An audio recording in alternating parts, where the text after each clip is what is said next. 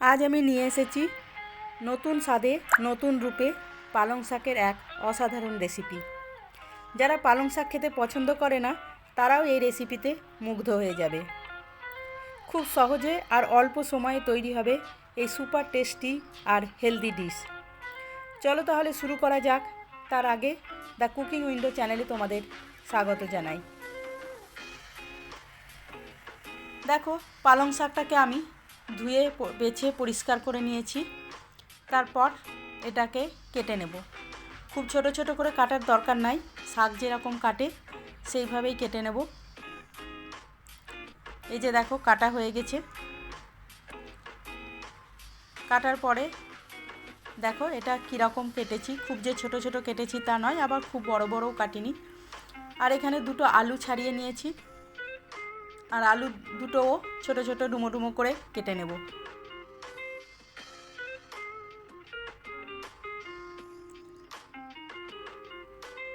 তারপর আলুগুলো একটা বাটিতে তুলে পরিষ্কার জল দিয়ে ধুয়ে পরিষ্কার করে নেব।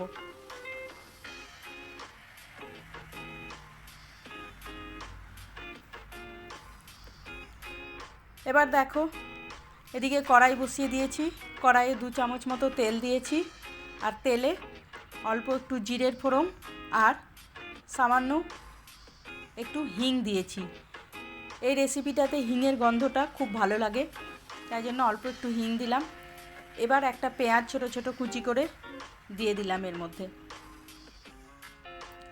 পেঁয়াজটা অল্প একটু ভেজে দেখো 1 চামচ আদা, 1 চামচ রসুন, আদাটা গ্রেট করা আর রসুনগুলো খুব ছোট ছোট করে কুচি করে নিয়েছি, সেটাও দিয়ে দিলাম। দিয়ে আদা রসুন পেঁয়াজটা এবার আমি খুব ভালো করে ভেজে নেব।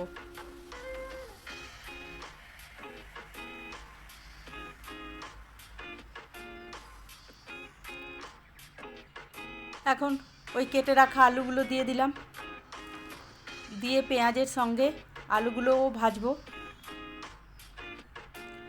আর এটা অল্প একটু ঢাকা চাপা দিয়ে ভাজবো, তাহলে আলুগুলো সেদ্ধ হয়ে যাবে, অল্প একটু নরম হয়ে যাবে। বেশ কিছুক্ষণ ঢেকে দেওয়ার পর আবার খুলে এটাকে একটু নাড়িয়ে চাড়িয়ে নিলাম। তারপর এতে পরিমাণ মতো লবণ, হলুদ, সামান্য লাল লঙ্কার গুঁড়ো আর 1/2 চামচ মতো জিরে গুঁড়ো দিয়ে দিলাম। এরপর এতে 1 চামচ ছোলার বেসন দিলাম। নিয়ে এবার সব উপকরণগুলো খুব ভালো করে ভেজে নেব। বেসনটা দিয়েছি, বেসনটা যতক্ষণ ভাজা না হবে ততক্ষণ অবধি এটা নেড়ে চেড়ে ভাজতে থাকবো। বেসন দেওয়ার জন্য একটু শুকনো শুকনো হয়ে গেছিলো, সেই জন্য একটা টমেটো দিয়ে দিলাম। এবার টমেটোর জল বেরোচ্ছে, ভাজতে সুবিধা হবে সেই জন্য। দেখো, এইভাবে ভাজতে ভাজতে আলুটাও প্রায় হাফ সেদ্ধ হয়ে গেছে। এটাকে আরও একবার ঢাকা দিয়ে নেব। দিয়ে টমেটোটা আলুটা আবার আরেকটু ভালো করে সেদ্ধ করে নেব। এরপর এর মধ্যে ওই কেটে রাখা পালং শাকগুলো দিয়ে দেব।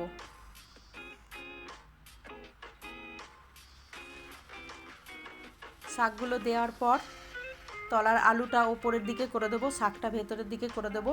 এইভাবে ভালো করে একটু মাখিয়ে তারপর এটাকে ঢাকা দিয়ে রেখে দেবো শাকগুলোও সেদ্ধ হওয়ার জন্য।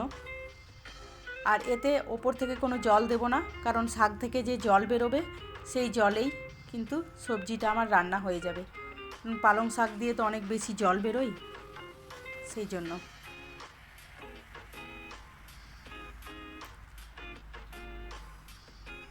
দেখো, কিছুক্ষণ ঢাকা দেওয়ার পর আমি একবার খুলে আবারও একবার নেড়ে চেড়ে নিলাম।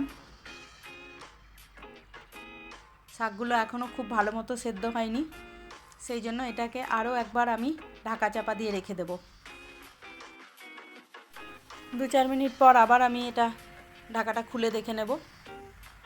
এই যে দেখো, এবার এটা হয়ে গেছে মনে হচ্ছে। এবার ওপর থেকে আমি একটুখানি গরম মশলা ছড়িয়ে দিলাম। নামানোর আগে গরম মশলাটা দিতে হবে। এবার আমি নেড়ে চেড়ে দেখব। এটা দেখো মোটামুটি হয়ে গেছে।